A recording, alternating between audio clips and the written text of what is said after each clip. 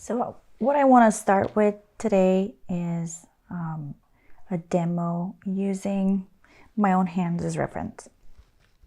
The reason I want to do that is because a lot of times if I am somewhere and I need reference, but I don't have the luxury of either looking at my phone or finding something quick, I would literally use one of my hands as a guide for a warm-up for a body part. If you know me, you know I love being challenged with a limitation, and this is one of those cases. I like drawing straight ahead, no construction, and I can show you the two. I do use construction sometimes if something needs heavy planning. So I'll start with that, and then I'll show you a version with no construction and just thinking silhouette, meaning starting with a general shape and then filling in the blanks. This kind of method is hard to explain, so I think seeing it is best. And just like other artists who do straight ahead, when you watch it, you learn a lot just by visually seeing the process versus me trying to explain each thing that I'm doing in, let's say, written form. So what I do is I would have my sketchbook, my tools ready, and I'll just pose my hand however comes natural for an interesting pose. And again, I'm trying to pose it in a way that I have foreshortening, I have enough light and shadow that it'll be a fun exercise to do and get some warm-ups. These can be anywhere from a few minutes to 20 minutes even. So it's up to you how you want to make this difficult or easy for yourself. So let's start. So if I were to do this construction, I would have my pose, and then I would block out kind of the main shapes, the main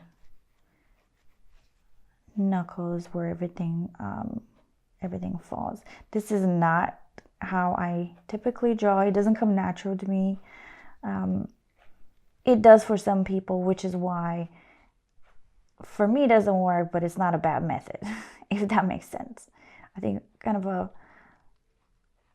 thing that happens at school a lot of times is if an instructor doesn't do this, they would say, oh, don't do this, which happened to me at school. I was told not to do anything straight ahead, especially if I don't know foundation very well.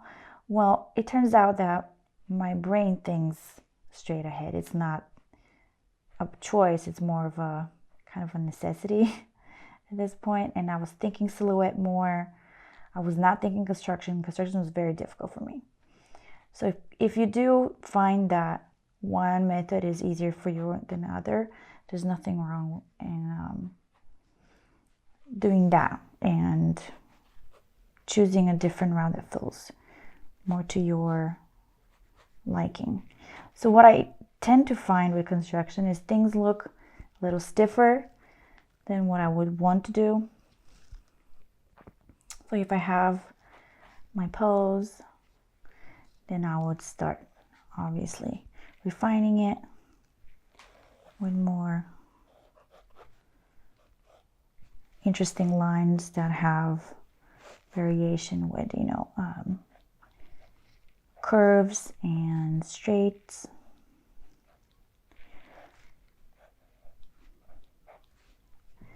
But it's almost like I want to do this first instead of having a construction under. I don't really need it. It's more of a guide that I keep in my mind. But I still want to demonstrate it just so that you see the different results with just approaching a drawing in different ways. Now what this drawing is might look different from the angle that you see it, but you have to trust me that this is what I see.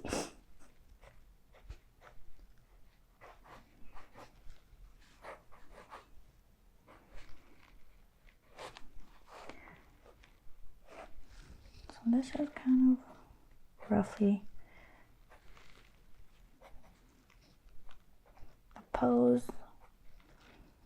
I feel it's a little stiff, but for the sake of this exercise, I will finish it as if this is what I was going for.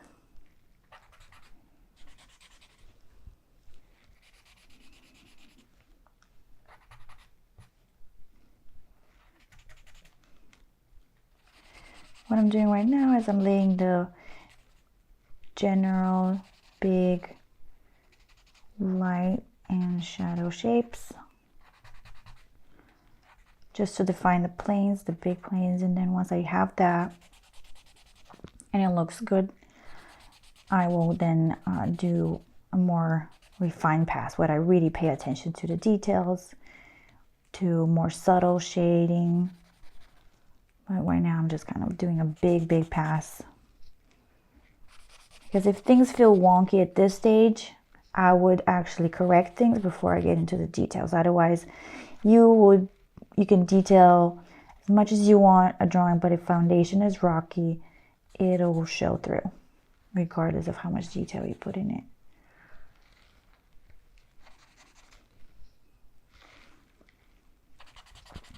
And yeah, I've been drawing for a long time, so I do know anatomy. I have memorized quite a lot of poses as well.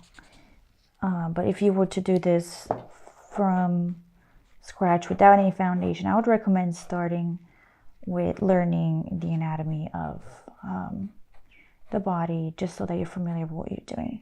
You're not just staring at a pose and trying to come up with something that you don't quite necessarily understand if it's structurally sound or not.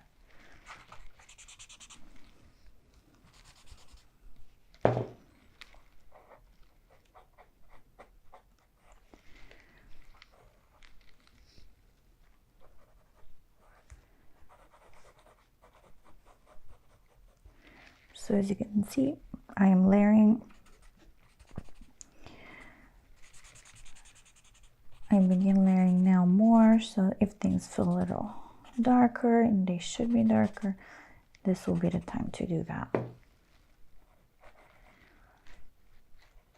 If I didn't do the initial pass and I started darkening things right away, the pitfall with that is you can kind of quickly start seeing things feel the same throughout, and they're not. There's areas that are clearly darker than others, so you want to pay attention to the big values first, and then pepper in those details that you would most likely want to do in the first place.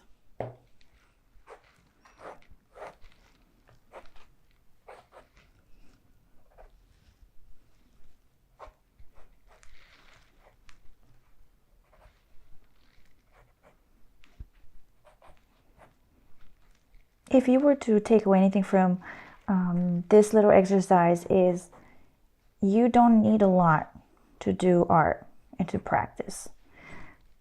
You can literally have your own hand, even yourself in the mirror, or however you feel comfortable using yourself as reference to do what you need to do to practice constantly. And I think that's key, is just exercising the muscle. Never not draw, because even a week of not drawing gets you rusty. And if you're already insecure about drawing, it'll only reinforce that when you pick up a pencil and it's really difficult. So live drawing for me is a wonderful way to not overthink art.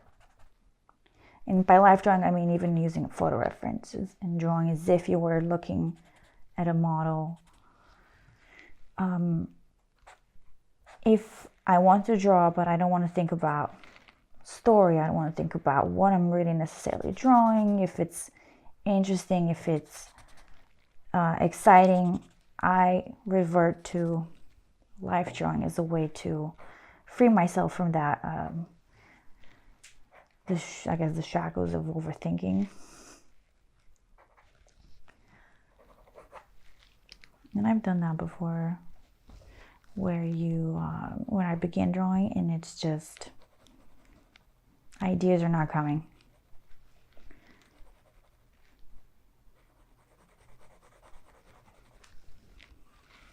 Okay, so this looks about where I feel comfortable with switching to a different pose.